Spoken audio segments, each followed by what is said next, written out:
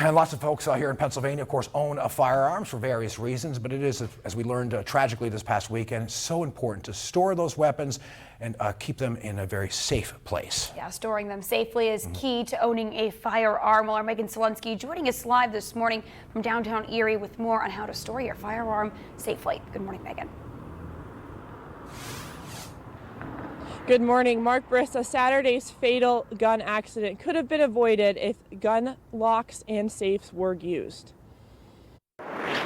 There are no laws in Pennsylvania that prohibit having a loaded gun in the household. Federal law states that firearms must be sold with a lock. To avoid gun-related accidents, there are numerous steps you can take to keep the firearm secure. According to Leroy Learn of Learn Defense Industries, the #1 way to keep your firearm secure is to keep the firearm on you at all times.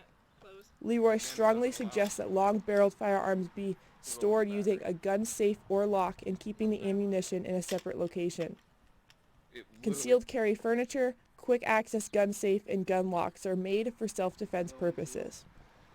When talking with Leroy, he says that it's not only important to store your firearm safely, but that all those that may encounter the firearm should know the 4 rules of firearm safety. Treat all firearms as if they're loaded. Don't point your firearm at something you wouldn't want to harm.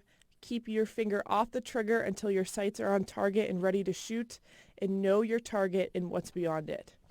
Teach your kids. 100% teach your kids.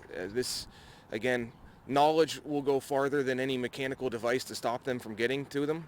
If the kids know that, hey, there's a gun out there, we shouldn't play with it, we shouldn't touch it, we shouldn't, mess around with it, then these tragedies will be avoided on the front end of it, so you don't need the locks or cables. Those will be your secondary device. According to Leroy, guns like the gun locks you saw in the video run about $20, and they're very similar to a bike lock. And he says you can head here to the police station and ask for one, and they will most likely be able to give you one or point you in the direction of where to go to buy one. Live from the police station, Megan Selensky, Erie News Now.